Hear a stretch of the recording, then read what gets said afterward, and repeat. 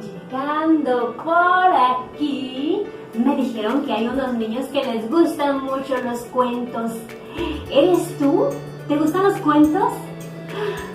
Este cuento se llama Animales de mi tierra. Me voy a sentar aquí para verlo. Hay un lugar arriba de los árboles donde vive una paloma morada. Abajo, al pie de uno de esos árboles, vive la tortuga de loma. Y debajo de la tierra vive la tusa. De entre las aves, la más grande, imagínate quién es, el guajolote.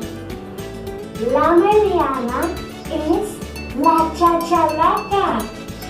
La chica es la paloma.